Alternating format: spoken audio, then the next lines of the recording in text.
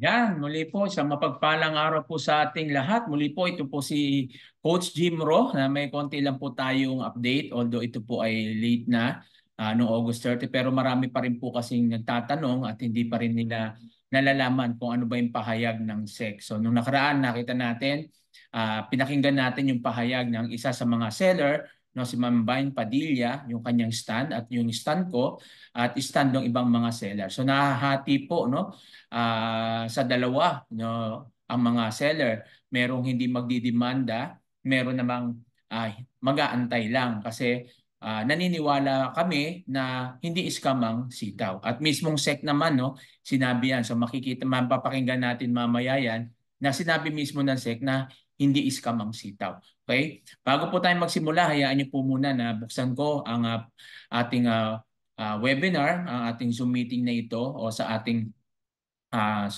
sa bidyong ito ang salita ng Diyos. Sabi ng Philippians 4 verse 6 to 7, do not be anxious about anything but in everything situation by prayer and petition with thanksgiving present your request to God, and the peace of God which transcends all understanding will guard your hearts and your minds in Christ Jesus. So ano man yung alalahanin po natin sa buhay, no, mga pagsubok na pinagdadaanan natin, OFW ka man o hindi, Pilipino ka man o hindi ka Pilipino, lahat po tayo ay nakakaranas ng mga iba't ibang pagsubok sa buhay. Depende na lamang ito sa atin kung paano natin ito nalampasan. So mahalaga ang salita ng Diyos dahil ito yung nagbibigay po sa atin ng gabay kung paano natin mapapagtagumpayan. Kaya sabi, do not be anxious. So huwag tayong mabalisa sa anumang pagsubok na dumarating po sa ating buhay, anumang sitwasyon. Ang gagawin lang po natin is ipanalangin at magpasalamat sa Diyos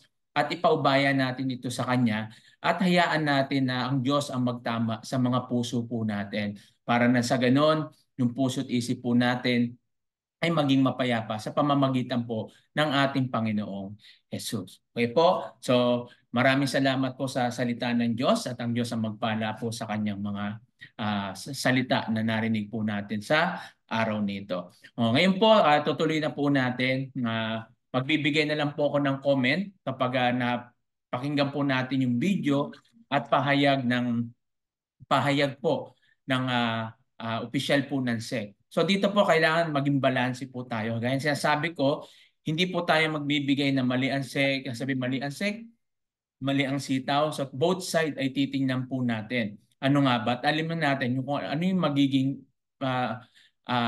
katotohanan. Ayun lang naman yung hinahangad po natin na paano may babalik yung pera natin na hindi mako-compromise yung katotohanan na pinangahawakan po natin sa negosyo na pinasok po natin. So may mga ilan lang akong tanong at mayroon din mga medyo nalilito doon sa kanilang mga pahayag, no? At syempre hindi naman tayo abogado o legal counsel para malaman yung mga batas na yan. So sa atin bibigay lang po natin ay yung opinion na tingin po natin para sa atin na hindi naman kailangan ng abogado ka para maintindihan mo. Kailangan lang dito is talagang maging bukas lang yung isipan po natin. Okay? So wala tayong masamang tinapay sa sitaw, wala tayong masamang tinapay sa SEC. Ang gusto lang po natin ay malaman at maintindihan ng mga kababayan natin at ng mga kapwa ko seller, ano na nga ba ang nangyayari dito sa sitaw. So antabayanan po natin. Ito, pakinggan nyo po at tapusin po natin, no, para mas maintindihan po natin yung pahayag ng SEC at yung tanong ni Prof kung paano sinagot ng official po ng SEC. Okay po? At ito po ay courtesy by panonood din natin yung Abante sa Abante, no? Yung Abante Abante Radio. Yan po. At ito, hintayin po natin. Tambalang walang hinakasan. Una sa balitan. Robert at Juan Castro. Aksyon Abante. Arte, ito na po mga kapante, ang mga nagpapalito ngayong araw, ngayong mga ganito, kinabangan, na makasama ang ating po mga opisyal, ay lang sa opisyal po ng Securities and Exchange Commission, ating pong mga kaibigan, kapante sa SEC, para mabigyan linaw po itong ating mga 5 araw na ating pinag-uusapan. Matapos tayong lapitan nga ng ilan sa mga seller na isang dropshipping company Na gusto malinawan Gusto kung ano yung malinawan. mga gagawin nila. kung paano sila, kung anong dapat gawin nila, no? Kung anong dapat nilang gawin ngayon para mabawi. O di naman kaya inaipit nila ng pera. Pero bago yan, tawagin po natin ang ating bisita. Isang umabante at baksyong umaga po. Attorney Philbert Catalino Flores. Live po kayo, sir. Attorney sa Action Abante. Dolan Castro po at Robert Tan. Good morning po, Attorney Philbert. Magandang umaga po, Sir Dolan at saka Sir Robert. Ayan, good morning po, Attorney. Maraming Maraming salamat po kami sa Action Abante at sa DWAR na pinagbigyan niyo po at ang aming kahilingan na makapanayan po kayo ngayong umaga po ito. So, Ayan po, no? Makita po natin, ayan po si Attorney Philbert Catalino Flores III. Isa po sa mga official po ng SEC. So, tapusin po natin ito para mas maintindihan po natin ano ba yung magpahayag ni Attorney para naman maging balanse po tayo doon sa una natin napanood na kapanayam si Ma'am Vine Padilla doon sa mga seller na hindi magkakaso o magdidemanda dahil ayaw makompromise natin yung katotohanan. So ngayon pakinggan naman po natin ang magiging pahayag dito ni Attorney Philbert Catalino Flores. Attorney, marami po nagtatanong sa atin. Ito nga po, seri na po namin pinag-uusapan, limang araw na po ito kasi po ang dami pong lumalapit sa amin, gustong malinawan. Kung ano po ba nangyari dito sa pangitan itong dropshipping company nito na Sitaw? I understand ito po ay nagkaroon po ng order of revocation po ng lisensya ang ating SEC. Paano po ba nangyari dito, Attorney Philbert? Okay, ganito po nag-umpisa. Nung early this year po, nakatanggap kami ng mga ilang reklamo dahil sa kumpanya na yan. Siyempre po, hindi naman kami kagad na titignan lang sa dami namin. So, nag-imbestiga po kayo ang ating mga investigador. At doon po natin pangayon mula sa posting nila, check out sa mga information mula sa witness sa complainant na mukhang kumukuha sila ng investment na walang pwede sa SEC. Nag-umpisa po kasi yan, dalawang kumpanya po kasi yan eh. Yung isa ko ay yung New Sitaw Corporation na last year May po nag-umpisa. At yung isang po yung Sitaw Information Technology, yung Person Corporation siya. October 2022 naman po yan. So, tinignan po namin, nung nakita po ng mga investigador natin na parang may mali sa ginagawa nilang business model nila, tinagalan po namin ng short of charge. Nakakala ito ba? So, ilinawin po sa amin kung ano ba yung business model niya. Nakailang hearings po kami, hindi po nila na-presenta po yung business model nila. Hindi nila nakikita po kami kung paano nila i-indicate. Kasi kunyari online shopping po, hindi ba kunyari, kung bibili, ang kausap ko, yung seller talaga, na siyang may-ari ng produkto. At yung online platform, yun lang po yung nag-dipikit sa kaming dalawa. Siguro po, porsentuhan lang siya business seller, ganun lang po yun. Dito po ang nangyari po kasi, yung alleged seller, yung magkakapono.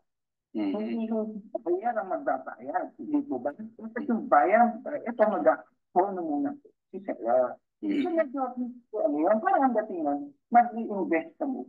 Yun po yun. Kaya kung nakita niyo, Yun, no? Lilinawin lang natin at titingnan natin kung ano yung pwede natin maging comment dito. So una, ang sinabi rito, naka-register ang Sitaw, no? At New Sitaw Corporation at yung Information Technology, naka-register siya. Then, ang sabi dito ni attorney, may nagreklamo. Ang tanong, sino yung nagreklamo? So yun lang yung tanong natin. Sino yung nagreklamo? Yung nagreklamo ba ay nagpasa rin ng complaint affidavit na sa reklamo nila? At sabi doon, pinaimbestigahan sa mga investigador. At sabi, nakita sa mga post na investment siya. Nakita sa mga post, investment siya. Paano makikita sa mga post na investment siya? Dahil nagbibigay daw doon sa company. So una doon, mali na yon kasi hindi naman yun talaga. Diba? Tsaka yung nagreklamo, sino yung nagreklamo. At yung sinasabi ni attorney, tama naman yon na ayun yung old school eh. Yung nagsisimula ang Shopee, ang Lazada at yung iba pa na nauna sa sitaw, ganyan po yung kanilang procedure. Na kung saan mismong seller, kasi may product yon attorney. May product po ang, kasi yung kapatid ko, ako, Shopee din po kami seller, na kung saan may product po kami, kaya kami po yung nakikipag-contact mismo doon sa buyer namin, di ba? Ngayon po, dito po kasi sa sitaw, yung product po nanggagaling sa sitaw, hindi mismo sa amin. So ibig sabihin, para magka-product kami, kailangan namin munang bilihin yung produkto na in-order ng customer doon sa supplier o doon sa mismo sa sitaw warehouse para ma-deliver sa customer. So ganun na po ngayon, hindi lang po ang sitaw ang may ganyang business model kahit yung iba. Ako nga po bago po ako nagsitaw, meron pa nga po akong tinatry na mga dropshipping. Alam niyo po ba, hinihingan po kami, may 3,000 doon, ng 10,000 hanggang 50,000, depende sa dami mo. Tapos meron pa silang subscription, monthly o kaya yearly, quarterly. May mga ganun po subscription. Di ba mas investment po yon? Di ba? Pero yung kanilang permit na pinakikita, tulad din ng inisyo nyo sa sitaw. 'Di ba? Bakit sila hindi hiningan ng secondary permit at hindi sinabihan na investment? Sila nagsusulisit talaga. Dito po sa sitaw, kahit sana may nag-imbestiga kayo, may isang investigador na nagpanggap na seller. Sana nag-join muna siya sa sitaw para nakita niya. 'Di ba? Parang mas tama 'yon. Tama po ba? 'Di ba? Magkano lang naman. Pag nag-register ka po dito, hindi ka naman magbibigay agad ng pera. Wala naman po kami nilabas agad. So nag-register ka. O tapos sana nung nag-register ka, inintay mo na may order na pumasok sa iyo, 'di ba? Pag may order na pumasok sa iyo, saka ka magano, saka mo bilhin. So kumbaga sa pag-iimbestiga, hindi na tiningnan mo sa Facebook, ito yung mga post, tapos sinabi mo na investment yung company. Bakit? Sana po may nag-iimbestiga, sana may nagpanggap na seller o kaya nag-join doon sa sitaw mismo para nakita, para in-screenshot kung paano yung... Di ba ganun po dapat pag mag-iimbestiga ka o pinasok mo sana, nag-seller ka muna kasi wala ka naman na maggabas ka man ng 500, 1,000 doon. At least nakita mo yung platform kung paano ginagawa at kung paano sila nagtatransact. O sana sinubukan nyo po ba na bumili sa sitaw o naging buyer kayo na sinabi nyo na walang produkto na hindi totoo. Sana chinek nyo rin muna. Sana may nagpanggap na ganon na bumili kayo sa sitaw tapos wala talagang ang dami pong bumili rito kahit nga pong mga seller bumili. Na-receive po namin yung produkto at kung ano yung mismo yung nakapicture doon sa produkto na yon na pinopost namin, yun yung dumarating po sa amin. Hindi lang po isa, dalawa, kahit hindi po seller nakaka-order dito. So ano po anong imbestiga yung nangyari. So yun yung po tinitingnan natin, hindi natin kaagad hinuhusgahan yung SEC.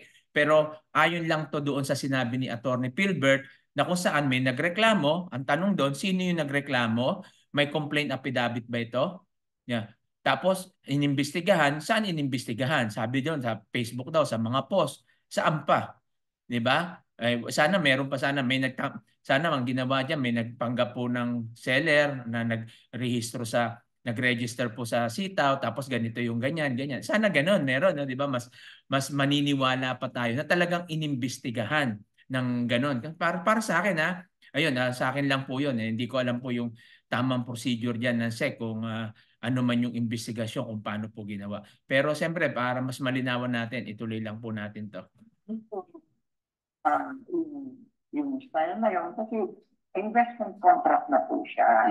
At silang po ang may authority na nagbigay ng permit pagka mag-offer ka ng bonus investment. Attorney, follow lang ko. Attorney Philbert, ano po ba ang nakarehistro sa inyo dito sa sitaw? Ano po ba talaga yung kanilang inirehistro po sa inyo na kanilang negosyo? Okay, yung sitaw information technologies o PC po, ang primary purpose is to operate, manage, and engage in business of data processing, web hosting, and related activities. Tapos nag-secondary sila business of software development, trading, e-commerce detail services. Parang more or less, yan yung ano lang siya, parang conduit lang siya, parang gano'n. Yung sitaw corporation naman, the company will engage, yun naman ang primary purpose natin, to engage in e-commerce retail business. Wala tayong problema po doon, legit naman po yung business na yun. Mali lang po yung business model. Kaya po, ayaw na naman na dumami, parang biktima. Kaya po, yun na national cause and everything. So, nakailang hearings po kami dyan. So, yan po, no? Mismo si Attorney Philbert, no, nagsasabi na hindi legit ang sitaw, legit yung company. Doon lang sa business model nagkaroon ng problema. Ayan, diyan naman sa sitaw, nananawagan po tayo na kung saan sinasabi dito ng SEC na kayo po ay nagkulang, no? Hindi nyo na-ipresenta yung business model na hinihingi nila. Kaya po nagkaroon ng revocation ng license. Pero hindi nangangahulugan na scam po ang sitam o hindi legit. So malinaw po yan, ano? Na sinasabi po ng SEC, mismo si Attorney Philbert, na hindi po legit po ang sitaw. So balikan po natin, ulitin po natin yung pagkakasabi po ni Attorney. Na kanilang negosyo. Okay, yung sitaw information technologies o PC po, ang primary purpose is to operate, manage, and engage in business of data processing, web hosting, and related activities. Tapos nag-secondary sila, business of software development, trading, e-commerce detail services. Parang more or less, yan yung ano lang siya, parang conduit lang siya, parang gano'n. Yung sitaw corporation naman, the company will engage, yun naman ang primary purpose natin, to engage in e-commerce retail business. Wala tayong problema po doon, legit naman po yung business na yan. Ayan ulitin po natin. Sinabi ni Attorney na legit naman po yung business na yan. Ulitin po natin para mas malinaw po sa mga nagsasabi po kasi dyan na scam daw ang sitaw. Ulitin lang natin para malinaw na mismong SEC ang nagsabi po niya na wala tayong problema po doon, legit naman po yung business na yan. Mali lang po yung business model. Kaya po, ayaw na naman na dumami, parang biktima. Kaya po, yun na national cause and everything. So, nakailang hearings po kami dyan, nagpapakitong lawyers, so, ang brain po yan. Eventually yun na hindi yung sila nagbigay, ang binigay lang nila contract of lease ng kanilang sa kanilang opisina, ng binigay wala pong list ng mga investor, masabi nila, hindi naman daw siya investment or seller, wala po. Kailangan po namin. So, kasi, kasi, ang nakalagay doon, pinagtangkol namin kung anin nyo para magiging seller. Nakiklik po yun, nakiklik po sa seller, nakalagay po doon, nakiklik ka, be a seller. Kasi ngayon, nili na siya ng produkto. Allegedly, meron silang online store. Hindi naman po nakikita yung online store ng mga kaya po dito namin ay parang malito. Lahat po ng pagkakataong binigay po namin. Kaya sa po ng May, nirevoke na po namin. Attorney Philbert, sa nung nag-umpisa po yung investigasyon niyo po dito at nakapagbigay po kayo ng show cause order, sino po yung mga humarap po sa inyo para yung nabanggit nyo na binigyan nyo sila ng pagkakataon para i-explain po at ay paliwanag yung kanilang business model? Sino po yung mga humarap po sa inyo? Pasensya na po ko hindi ko mahalala na, pero dumating po yung abogado at isang representative ng sita. Yun ang conference naman sa present new model, yun ang importante sa akin. At nasa feeling na po, yung council na lang po ang pinupon. Wala akong So, sir, yun naman, i-clarify ko lang, nirevoke po namin ang lisensya. May tinatawag po tayo sa Revised Corporation Code yung RCC po, na merong period po yan na landing up. Hindi ko nabibig sabihin, basta magtatago ka na. Sorry po, may matanggap kang pera, ibabalik niyo po yun. Kasi yun yung winding up period po. Yung mga which is yung mga seller na napanggapan mo ng pera, ibabalik niyo po yan. Yun po hindi pati na rin po kayo, stock po na hindi nyo pwede ibalik dahil hininto namin. Wala ko sa atin ng pera. Nasa kami. Sila po. Attorney, follow-up din po ako. Dahil po marami pong mga miyembro po yung dumudulog dito at comment po. May mga miyembro po ng kumpanyang ito na dumulog po ba sa SEC para mapagbigyan linaw din kung ano yung mga hakbang na pwede nilang gawin po? Opo, lahat po. So yan po, no, nakita po natin at narinig po natin gaya ng mga sinasabi ng iba na hindi daw nakipag-usap yung sitaw. So yan, mismo kay Attorney Philbert Catalino na Flores na sinasabi niya na may umattend na mayroong legal counsel na pinadala ang sitaw na nakipag-usap. Kaso lang yun nga, may mga pinasa sila.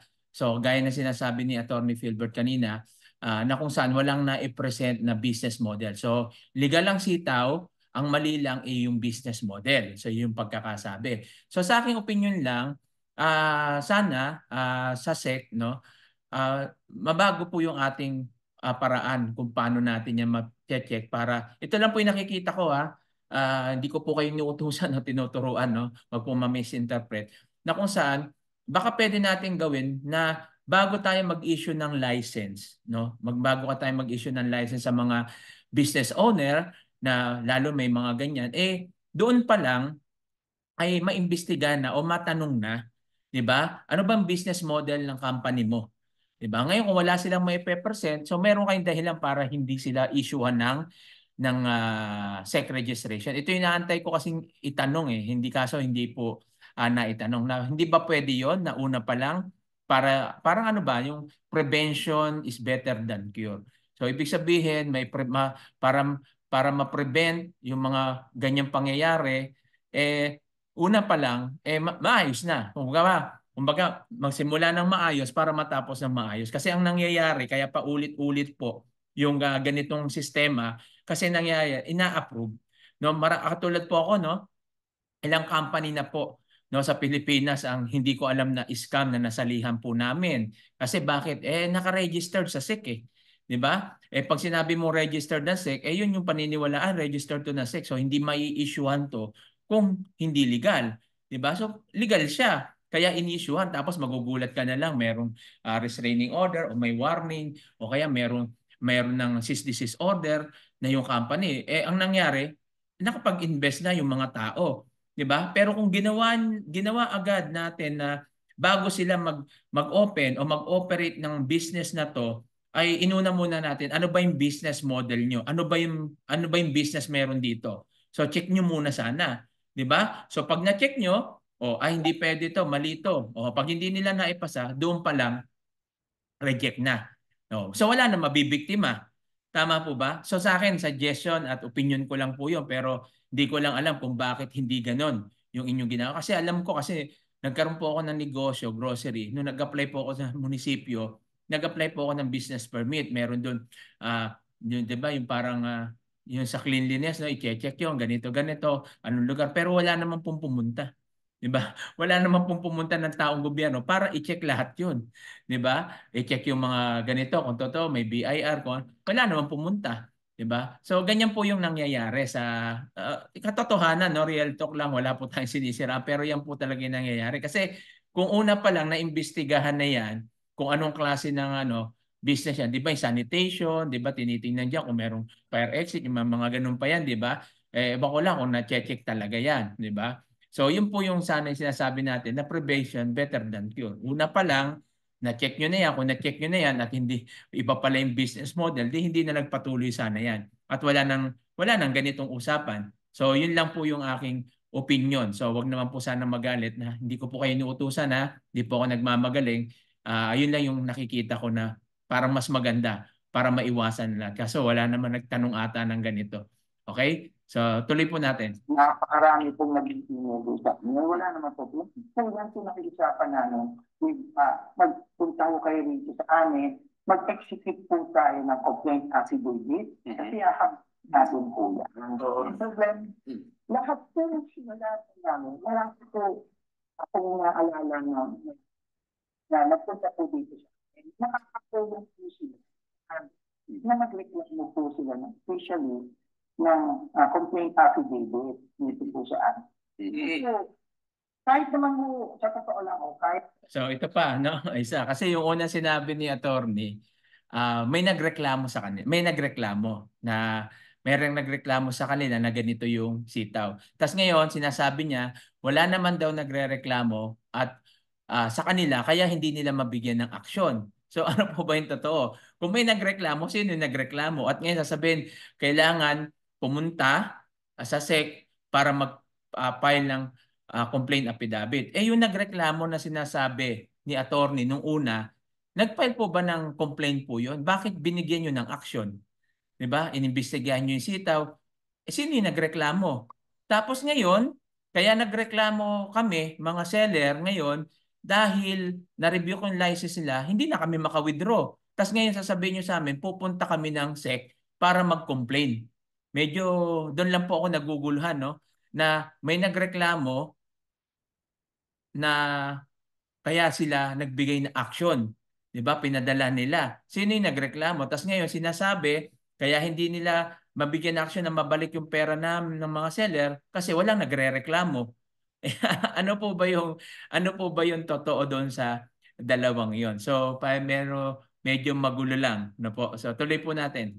Ituloy po yung kaso. Pero mas magiging matibay po. Pag lumabas po lahat po yung mga complaint at yung mga seller daw po sa amin at magpunta po dito sa SPC sa 9th floor po sa enforcement. Attorney Philbert, eto may mga comment kasi sa atin dito. Ang sinasabi doon nila ng mga ibang seller ay dropshipping company daw po itong sitaw. Ano po ang yung reaction doon? Yun nga po, kinukumpara po namin yung pagiging dropshipping nga doon sa ibang aparehong business po. Napakalayo po ng kanilang business. Ang bakit sa investigation namin. Binigyan din po namin sila pagkakataon para ipakita ano ba yan? Paano ba yung business model? Hindi lang namin naiintindihan, di po ba? Yun lang po Kung nakita naman namin at investigation nila na maayos at ito pala, parang pareho po yan ng ibang dropshipping company. Tapos wala tayong problema. Hindi sila nagpresenta. Hindi na po nagpakita. So attorney, ito po, kasi ang billion daw naipit na pera na po dyan sa yung kawawa ng ating mga kababayan na talagang sabi nila, yung mga pera nila naipit po dyan, pagkaka-revoke.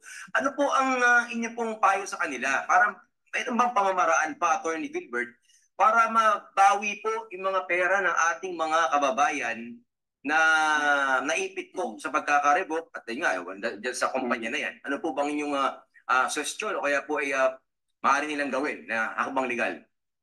Bukod po kasi sinabi ko kanina mag-file po sila ng affidavit complaint ng pagkaryado dito sa opisina namin.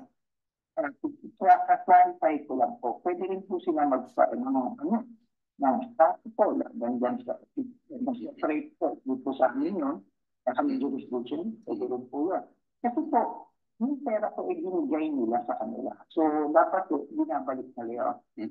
Kasi, meron po kami nilagay na sa order namin, na bawal sila mag-transact sa pinitaw. So, sa nila, ang pera, hindi daw nila. Ngayon, ang mga pa nakagawa nag-hold ng account. Ano po yun? Pwede naman po sila mag-alang sa amin kasi nilagay yun namin kung meron kayong transaction, yung kayo sa amin. Para po nakita namin na totoo, hindi baka mag-withdraw mo bigla yan at detalye na, wala na.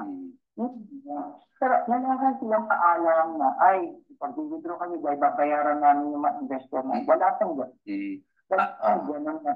Kumbaga, ang bola ay nasa kumpanya. Kasi kung pwede nila sabihin sa amin nagwa-winding up period kami. I-revoke po, hindi automatic magsasara ka lang agad. Pwede po kasi mag-winding up period, 3 taon po yan. Attorney Philbert, track lang po ng... So yung pa isa, no, yung medyo nakakalito, no. Sinasabi nila na yun nga, pag revoke yung license, so 3 years yan, nandyan. Paano nga po magpapatuloy yan? yung mga logistic nga nag-urungan dahil nga doon sa nangyari. Tapos yung mga bangko, hinold yung pera no na ibabalik sa amin o wini-withdraw namin, hinohold ng bangko. So paano sinasabi nyo na ayun no, medyo magulo ron. So sana naging malinaw po doon So naka-review kong license pero meron sana na ibabalik yung pera, 'di ba? Ibalik yung pera sa seller. Sinabi nyo bawal hindi naman kami nag-transact Ang problema nga, inilalabas na namin yung pera, hindi nga mailabas kasi nga hinohold na nga ng bangko. Kasi nagkaroon nga ng mga huli pa na kapag transact pa kami hanggang sa hindi na pumapasok yung withdraw, sinasabi ng bangko na itong sitaw ganito, may problema sa SEC, binabalik doon sa sitaw. So yun po ayun po yung hindi ko lang alam kung alam ni Attorney yon no na ayun nga yung sinasabi na sana nagkaroon muna ng ganon, in-inform yung mga seller no na ganito. Although sabi nga sa part na ng sitaw dapat ginawa yon. Sabihin na natin may pagkukulang ang sitaw, maaring alam o patay mali siya lang sila o hindi alam nung abogado yung gagawin o nag-ano sila na malulusutan yon dahil wala naman silang illegal no? Mismong si attorney naman nagsabi na legit naman yung company, business model lang yung mali. At yun lang nga, hindi na i-present siguro ng tama. Sana naman yung sitaw, gumawa rin ng paraan na sino ba yung pwede mag-present ng business model na para mas maintindihan yung sa makabago. Kasi baka hindi pa alam nila attorney yung mga artificial intelligence na kung saan na sa marketing hindi mo na kailangan mag-market diyan, pwede na yung gamitin no na pino-provide na ng sitaw yon. Kumbaga parang pinagaan niya lang yung trabaho ng mga seller. Siyempre sa mga business, 'di ba? Ba't hindi ako sa Shopee magse-seller? Bakit sa sitaw? Ba't hindi sa Lazada o sa ibang mga dropshipping? Bakit sa sitaw? So kaya ako magse-seller sa sitaw kasi nga mas conveniente ako. Bakit? Kasi magpi-pick up lang ako ng orders Yung promotion, hindi ko na kailangan mag-promote, hindi ko na kailangan mag-live live selling kasi sisitaw na yung gumagawa noon. Yung mga sa mga orders, siya na yung nagpapakalat noon, no? Using yung AI doon sa iba't ibang platform ng mga shopping online. So yan po yung nangyayari doon at hindi lang sisitaw at marami pang lalabas na ganoon kasi bago na ngayon Kumbaga new version na yan Innovation na po yan ng e-commerce, 'di ba? Kaya nga po dapat maintindihan din po natin. So, maaari na siguro baka hindi na i-present kasi kinukumpara nyo sa mga dating dropshipping na hindi ganon, no? Dito po may umu-order, may customer po na bumibili sa amin May resibo yan 'Di ba? Makikita na may resibo, may telephone number, may pangalan. So, kung inimbestigahan niyo po yan, sana nakita niyo po yung mga resibo, kung ano yung pangalan ng mga umorder, kung saan lugar in order. 'Di ba nandun po yan, meron kami, nakikita nga po namin yan Pati yung mga review, meron din yan. Kaya nagtataka lang kami, anong yan? Yung investigasyon na nangyari. Kasi ang nasabi lang dito kasi ni attorney na bumase sila sa mga post, no? Saka doon sa platform, hindi naman sila sana may isang investigador na nag-join para nalaman niya yung takbuhan sa loob. So yun lang naman po yung tingnan po natin iba pa. Sa paglabas po nitong revocation order at pagtanggal po ng lisensya dito sa kumpanyang ito, nagkaroon po ba sila ng apela? Dahil yung nakalagay na parang pwede sila mag-apela or mag-register uli ng yung lisensya na tama? Yun ba yung nakalagay po sa order? Ano po yung update po dyan para malinawan kung ano yung current process, kung may pending o wala po? Ang alam ko po, kasi nasa ibang department po yan, ang alam ko po na meron po silang ginawang ganyan. Wala naman po problema. Tapos po yan. So, kasi bukod po sa na-report namin, nag-fine po pa kami ng 1 million. Wala naman, proseso po yan, due process. Para pagkaan po ng sita na mag-apila po sa aming komisyon. Wala. Okay, yan malinaw po na sinabi po ni Attorney Philbert na umapila. So may umapila ang sitaw, no? dahil due process po yan at nag-fine po sila ng 1 million, which is yun po yung batas. Hindi po yan lagay, hindi extortion, kundi yun yung batas na kailangan mo mag-fine kung may mali kang nagawa ganito. So yan po yung linilinaw po natin, no? Na kung saan kasama po yun sa due process na ginagawa po ng SEC. Ako po mga apela, kinailangan ba nilang bayaran yung nabanggit yung fine na 1 milyong piso na nagawa po ba yun? Yeah, tama-tama po yun. Yung apila kasama na rin yung sa akin. Okay. Nagawa po yun. Tapos nagkaroon ng apela. Ano po yung status po ng apela nila? Attorney? Naputo lang si Attorney Philbert, no? Susubukan nating matawagan ulit si Attorney Philbert. Ulit si Attorney Philbert, ha? Pero pasamantala, mga kasama rin natin. Yan po, medyo naputol si Attorney Philbert, no? At dito papasok po si Prof. Vincent na kung saan dito na po magkakaroon ng tanungan. So, panoorin po natin yung tanungan, ano yung tinanong ni Prof. Vincent at paano ito sinagot ni Attorney Philbert. At ano yung naging solusyon at ano yung natapos na usapan. So pakinggan po natin ito. Si Professor Vincent Bungolan via Messenger. Good morning po, Prof. Vincent. Good morning, sir. Good morning po, Attorney Philbert. And po. Naputo lang sa linya, Professor, no, si Attorney Philbert. Sinusubukan nating matawagan po para meron po kayong mga action din. Ano reaction mo doon, Professor? Sa mga nasabi po. Sa mga nasabi ni Attorney Philbert. Actually, marami po sana akong itatanong sa kanya. But anyway, siguro nakikinig naman po si Attorney Philbert, no? Una po kasi doon sa revocation order na inilabas po ng SEC, what we're looking for is yung isang clause man lang sana, magkaroon po ng clause na due to the revocation order, dapat may malinaw po dapat na nakalagay doon kung ano po ang mangyayari doon sa pera ng mga sellers na maaaring maipit. Teka lang, Prof. Vincent, patuloy na ta. Andiyan po si Attorney Philbert ulit. Attorney Philbert, magandang umaga po ulit, sir. Naputol po. Attorney, ito po, Attorney Philbert, meron po tayong isang seller na gusto magtanong po sa inyo regarding po sa kanilang kaso. Ito po si Prof. Vincent. So, Prof. Vincent, nakikinig po si Attorney Philbert. Meron po ba kayong tanong sa ating official ng SEC na bisita ngayon, Attorney Philbert? Good morning po, Attorney Philbert. Marami po akong tanong, no, pero iisa-isahin ko lang po muna. Yung sa regarding po doon sa revocation order, hindi po kasi malinaw sa aming mga sellers doon yung security naman ng mga sellers. Basta naka-revoke lang po kasi yung lisensya, yung operation ng sitaw. And we're looking for na sana may close man lang doon sa bandang huli siguro na habang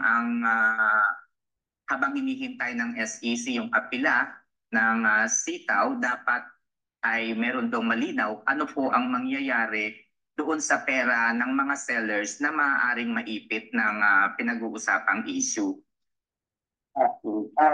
Ganito po. Attorney? Nawawala po kayo? Hello? Ayun. Okay, Go ahead, Go ahead po.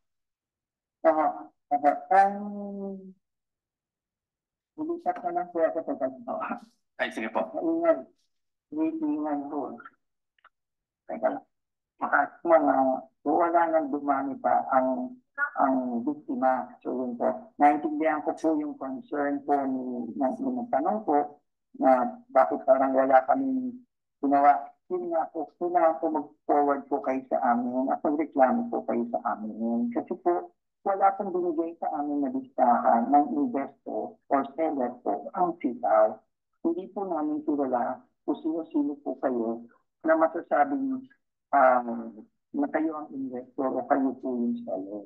So, kasi wala silang binigay sa amin. So, ang pwedeng protection po na magagawa ay kasi ang pera naman po ay nasa sitaw. Wala po sa amin. Pwede naman natin sabay-sabay na tingin sa sitaw siya. Okay po, Attorney. Follow up po dyan, Ilang beses din po kasi akong nagpadala ng email, ng letter po sa SEC, particularly sa EIPD.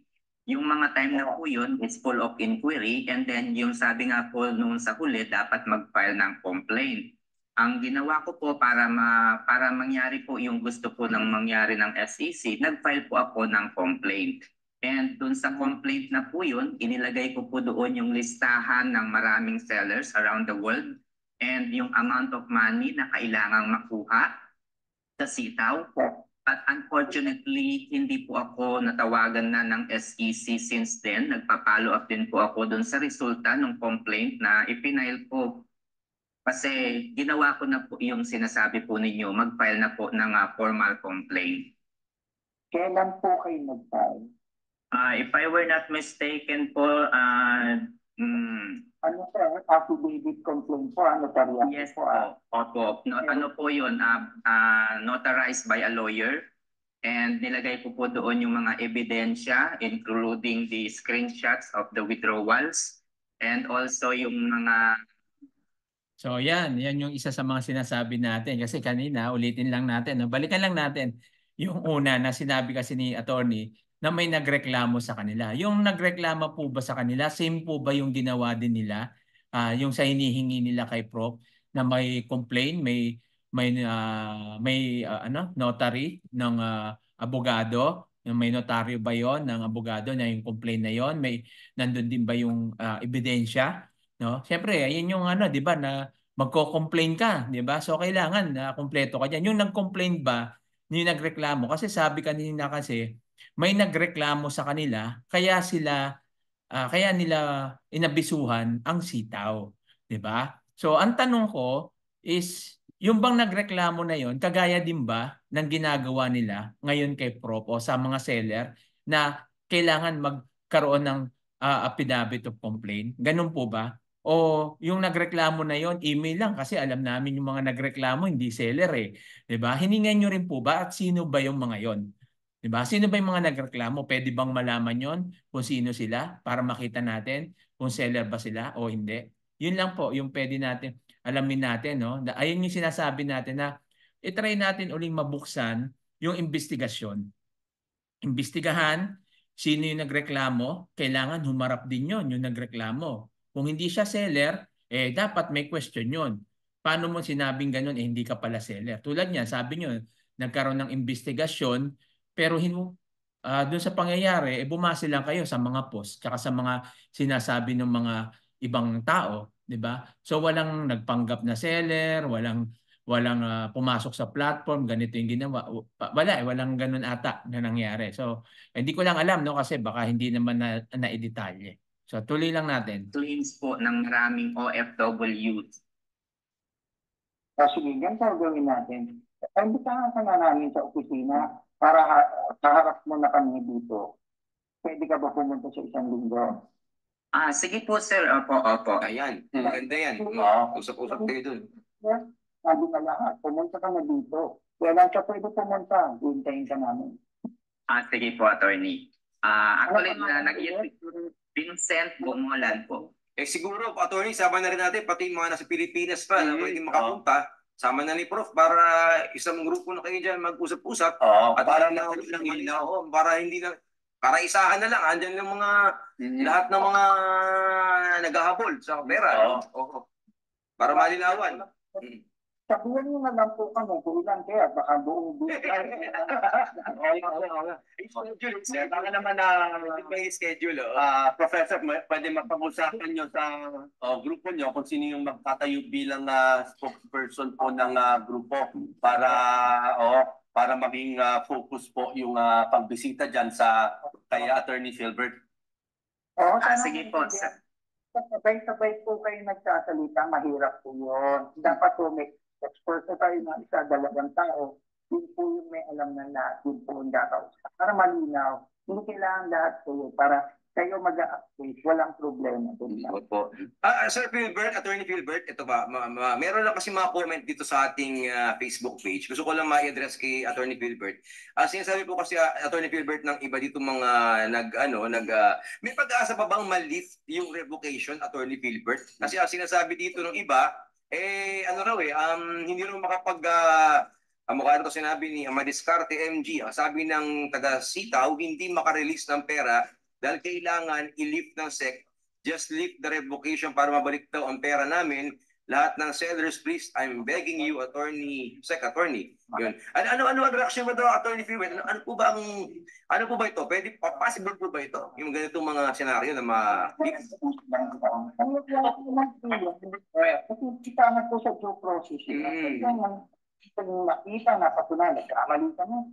Ang EITD, dahil po, walang problema po yan at i-release yung revocation na yan. Walang problema po. Pero yung sabi nyo kanina, yung taga-sitaw. Taga-sitaw po ba yung nagsasabi o yung seller ng sitaw po nagsasabi? Yung taga-sitaw po, alam na nila kung anong dapat gawin. Yung winding activity po at lahat ng po, wala pong naghihinto sa kanila para ibalik ang pera. Wala pong naghihinto. Lagi nang ginagawa na, ang SEC po may kasalanan. Hindi po, ang pera nasa kanila. Kailangan sa minsan, itong taon, binigyan, binayaran nila. Itong So yan, napakagandang sinabi po ni attorney na magkakaroon ng usapan po mismo sa office ng SEC with Prof. Vincent Bungolan at kasama pa yung iba kung sino man yung pwede ron. So nangyari na po yan bali late na lang po itong recording natin kasi may mga nagtatanong pa, hindi nila alam yung mga pangyayari. So ngayon dinidetalye lang po natin.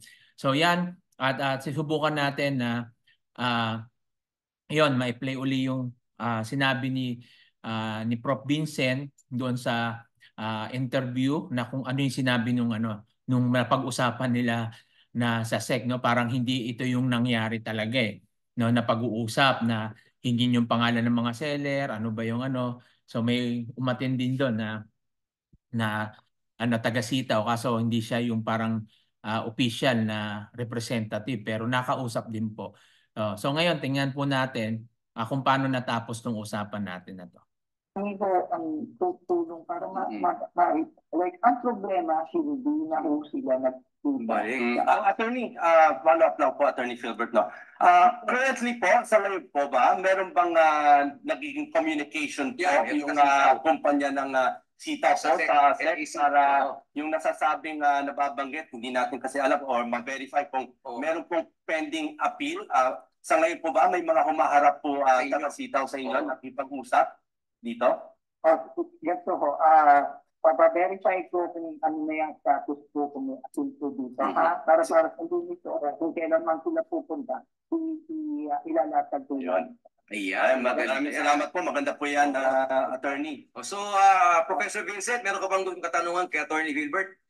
Meron lang po akong follow-up doon sa sinasabi po ni Attorney Philbert kanina regarding the dalawang business ng negosyo po ng Sitaw. No, actually, na-discuss ko na rin po sa ilan sa mga video ko. Yung isang registration po kasi ng Sitaw is Information Technology o PC. Na ang primary purpose po is about IT software. And then the other business is New Sitaw Corporation. And nabanggit po ni attorney kanina na ang may problema ay yung information technology o PC. This is beyond the nature of the business na e-commerce. So sabi rin po ni attorney kanina, yung New Sitaw Corporation ay okay. Wala pong problema ang New Sitaw Corporation. And the only problem is the business model itself. And I also explained the business model of New Sitaw Corporation because I myself created a dropshipping store in the past, more than 5 years ago. So ang ginagawa ko po doon ay bumibili po ako ng product, for example, sa Shopee and then ibebenta ko sa TikTok Shop. Bumibili po ako sa Shopee minsan, binibenta ko naman sa Lazada. That's how I sell my products. And the same thing with the New Sitaw Corporation. They also buying products from Amazon and then ipapublish po nila sa Sitaw. They are also buying products from Alibaba and they are also publishing it in New Sitaw Corporation. Kaya po ang dami pong mga products na matatagpuan from Sitaw to Alibaba to Amazon and all other platforms. So that's how business model ng dropshipping in this new generation. Unlike before po kasi, ang business model ng dropshipping is that nagsusource lang tayo sa iba't ibang mga supplier. Unlike sa mga bagong upgraded po, dahil may technology na po tayo ngayon, wherein every system can be integrated from one to another.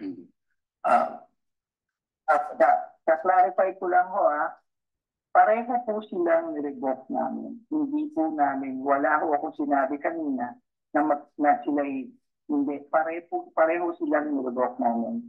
Dahil pareho, magkadikit po sila. Hindi po magpo-perform yung isa kung wala yun. Pareho sa amin nirevoke po. Okay po, attorney. Attorney Philbert, business model, wala akong ganyan pinresenta ang Sitaw. Attorney Philbert at Prof. Vincent, ito lang, may maganda kasing nasabi sa isang nagko-comment sa atin dito na kung baka maganda daw sa paghaharap po yung nabanggit po ni Attorney Philbert na pwedeng pumunta si Professor Vincent at kung sino man ang pwedeng tumayong spokesperson at makipag-meeting sa inyo. Maganda rin po daw kung meron pang contact sa Sitaw na makasama po sa usapin nila at kung papayag din po daw na may makasamang media para yung transparency din po na makita yung at least all sides po malaman natin at kung ano yung magiging usapin kung papayag po kayo sa ganun. Yung sa pagtama ng taga-Sitaw, pwede naman namin padala ng ano. Yes. Kailan kayo darating? Ayun. Pagkakaroon po namin sila na email, walang problema. Pero sa media, pasensya na po kayo. Okay. May confidential po. Sige po. Naunawaan naman natin yan. At siguro naman yung magiging resulta ng usapin na yan, ay atin din naman nga tanungin kay Atty. Philbert. So yan po no, yung uging usapan. So napakaganda na magkakausap. At yan, antabayan na natin at titingnan naman natin yung mga pagkatapos kasi nito, meron silang naging panayam naman doon sa OFW, Bantay OFW, no, na a-upload ko rin sa mga susunod na araw para karugtong nito, no, at yung mga napag-usapan doon sa SEC para malinaw po sa atin at makapagano po tayo kung ano yung standing nyo. No, muli po, sinasabi po natin dito sa ngayon, ang stand ko ay nandun ako sa stand ng Sitaw na mag-aantay ako na may balik yung pera ko at hindi ako magdidemanda dahil hindi ako sang-ayon doon sa complaint affidavit na lalagdaan ko o sasagutan ko dahil hindi yun yung gawa ng Sitaw. At naniniwala kami pa rin ako na hindi siya investment kasi wala naman kaming ininvest. So, nagkapital kami, nagkataon lang na hindi kasi namin linabas yung pera namin doon. Dahil nga, binibili namin ng produkto dahil may umu-order ng mga customer sa amin. So, yun yung nangyari. Ngayon, dahil sa revocation, na nangyari na lahat yan, hanggang nagkaroon na ng hold, no? Binabalik na ng bangko yung pera sa Sitaw. Kahit nasabihin pa ni Attorney Philbert na may 3 years pa sila, kung ako nga yung company, may 3 years nga ako. Pero hindi naman ako makakapag-operate na dahil yung mga logistic, no, na kumalas na sa akin dahil may issue ganun, di ba? Tapos yan pa yung mga bangko. Paano kami magkakaroon ng transaction diyan? Kung may revocation, tapos sasabihin nyo, binigyan nyo ng 3 years. So, paano tatakbo yung kahit na 5 years pa ibigay nyo dyan? Hindi tatakbo yan dahil may ganun nga. Diba? So, sa Sitaw naman, ang ano naman dito, ang sinasabi naman ni Atty. Philbert, ibigay nyo yung hinihingi nilang business model. Diba? Ano ba yung business model na nagtataka lang ako na nabigyan ng license ng SEC itong Sitaw nang hindi nila alam yung business model, 'di ba? So yun lang yung medyo parang nagtataka lang ako, ba't ngayon lang hinihingi? Kung noon pa hiningi yan at hindi na i-provide, wala na sana ganitong usapin. Ayun lang po yung aking opinion. Sa inyo po. At least maganda po ay magharap po yung mga membro ng Sitaw, yung seller, tayo ng spokesperson, at mismo sa panig po ng management o kung sino po yung spokesperson mismo sa kumpanyang Sitaw na sana pwede rin humarap kasama po niyo. Attorney Philbert, maraming salamat po niya na magandang balita. Ito na lang po, ako na mag-check po. So, kunyari sa sabihan na check ko na lang para may enough na notice para doon sa sitaw. Yan, oo. Attorney Philbert, meron ba bang existing office tong sitaw sa inyong record po? Well, ang pinuntahan namin yung pagkatapos na nawala na sila doon sa nire-rentahan nila.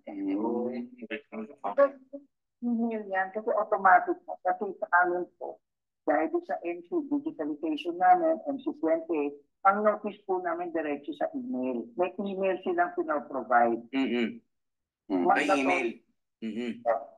Okay, kaya hindi nila pinansin na, yun ang problema ko. Yung tuition also send, doon sa council nila, kung meron man yung appeal dito.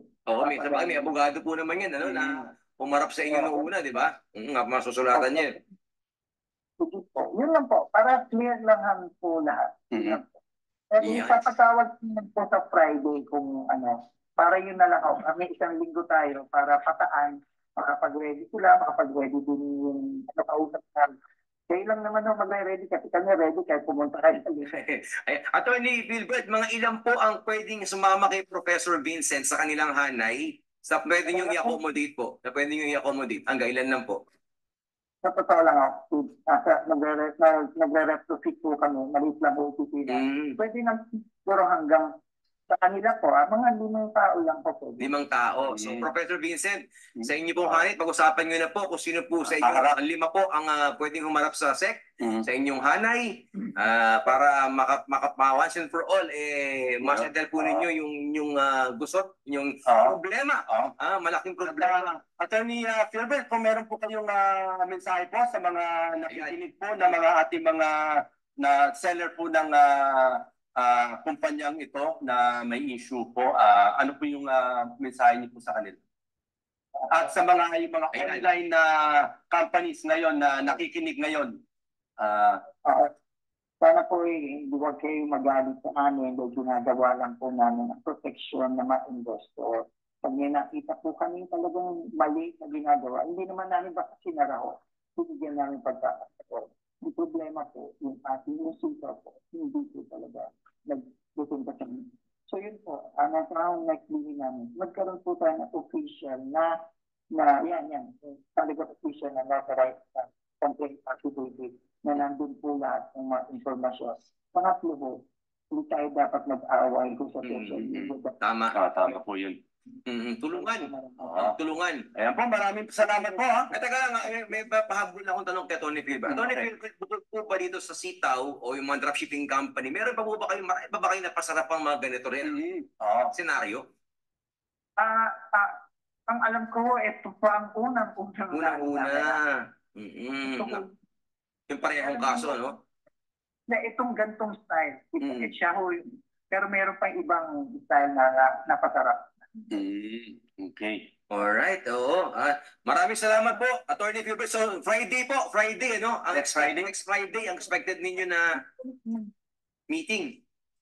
Alas 10 po na umaga, sineset ko na po para tapos. Never na tayo time. Ayan, 9 a.m. Friday, Professor Vincent, mga kabante. Pag-usapan nyo na po sa inyong hanay, sa mga sellers, kung sino po ang inyong itatalaga ng mga bukod kay Professor Vincent, no? Na makakasama po niya na spokesperson ninyo para po kung ano man po ang inyong gustong ipaabot po sa ating SEC. At kung merong matanong na sa hanay po ng kumpanya na humarap din, kasama ninyo sa meeting niyo po kasama si Attorney Philbert, ay maganda rin yan para mas maging malinaw po. Maraming salamat po, Attorney Philbert. Thank you very much po, Attorney Philbert Flores. Sa inyong pag-aksyon, abante! Yes.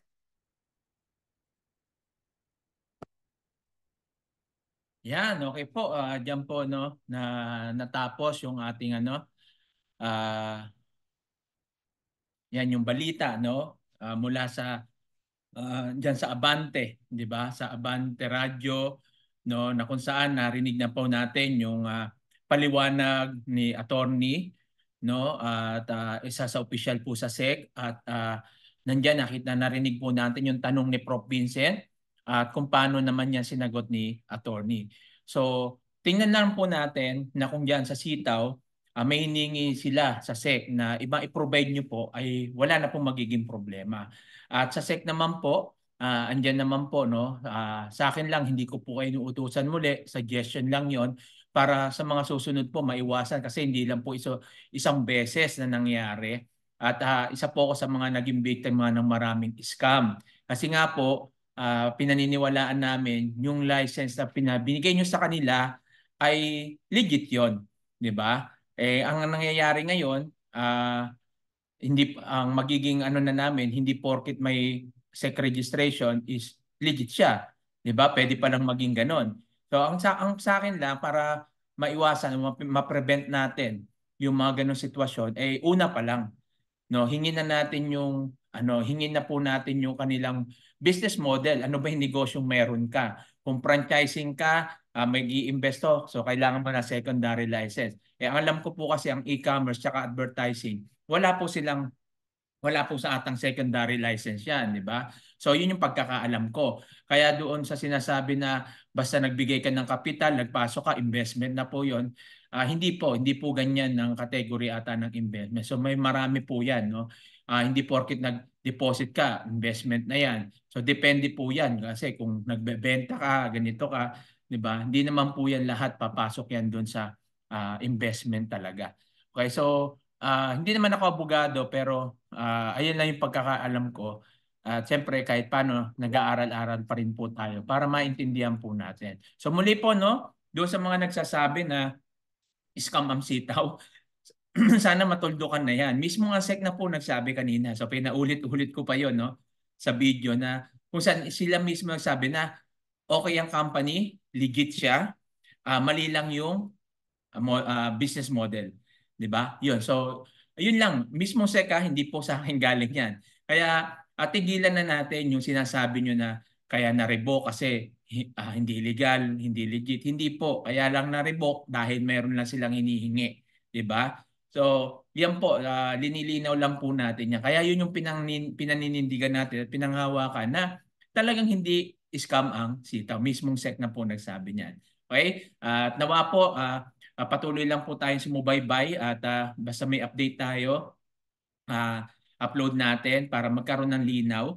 Wala po tayong masamang tinapay sa sitaw, wala tayong masamang tinapay sa SEC. At alam ko ginagawa lang ng SEC yung kanilang trabaho at sana gawin din ng sitaw yung kanilang trabaho para matugunan yung hinihingi ng SEC. Pero siyempre yung stand ko, hindi pa rin ako magko-complain, no? Kasi nga hindi ko ma-attempt na yung pipilapan ko doon kasi hindi naman ganun yung sitaw di ba? So yun lang po kaya hindi po ako nag-ano ng complaint at naka-stand po ako doon na yung gaya nila Ma'am Divine, nila Ma'am Amirin, natatayuan namin yung katotohanan. At hindi gusto namin mabalik yung pera namin pero ayaw namin ma-compromise yung ano yung totoo, di ba? At lumabas yan kung sino talaga nagsasabi ng totoo na yung sitaw ba o ang SEC. Dahil sabi nila sa ngayon hindi daw nakikipag-ugnayan yung sitaw pero may mga update tayo kila Ma'am Divine na kung saan nakausap na ata ni Ma'am Irene si Dylan through message, na message ata na kung saan makikipag-usap na ata sila o gagawa na sila ng paraan para makipag-ugnayan sa SEC. So tingnan na lang po natin yung mga susunod na kabanata. Okay, muli po ito si Coach Jim Rowe. Huwag niyo lang po kalimutan mag-subscribe at i-share itong video para marami pong makaalam at maging update sila. At doon sa mga basher natin, sa mga nagme-message, salamat po, no. Alam ko na pinanonood niyo rin pala to. At hindi ko na sinasagot yung mga message niyo at dinidelete ko na yan. Kaya wala rin po kayong mapapala sa akin na sagutin ko pa yan dahil hindi ko yan pag-aaksayan ng panahon, di ba? Dahil ang utak ko ay positibo at hindi ako nakatingin sa mga negative na mga tulad nyo, di ba? Kaya hindi ko kayo papansinin, mag-message yan, di-delete ko lang ng di-delete yan. Ititira ko lang dyan yung mga positibo kasi hindi naman kayo makakatulong sa akin, no?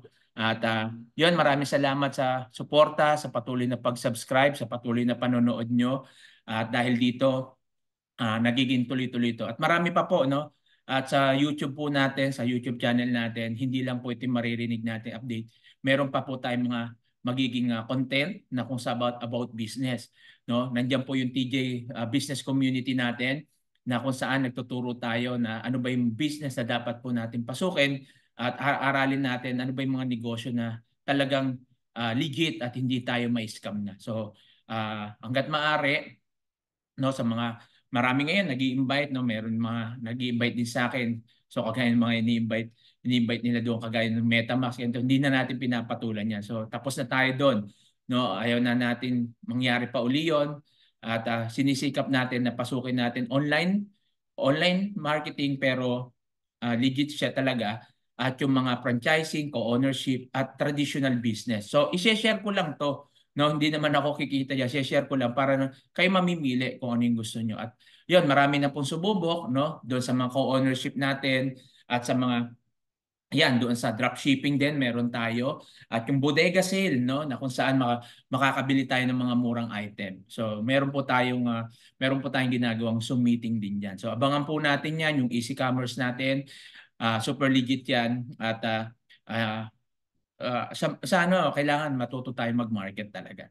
So yun lang at maraming salamat po at sa mga kapwa ko OFW, narito pa rin si Coach Jimro kahit na maraming naninira sa atin pero tuloy pa rin yung ating advokasya na matulungan yung mga OFW at na hindi na maulit pa na ma-scam tayo. Okay? Ang sitaw, legit po yan. SEC mismo nagsabi. So yun po yung ating dapat aralin at alamin sa negosyo. Kung gusto natin magtagumpay, dapat natin maintindihan at aralin yung negosyo na dapat natin pasukin. Muli po, si Coach Jimro nagsasabi po sa inyo na walang mahirap sa taong may pangarap. Success start when you decide to begin. Salamat po and God bless you.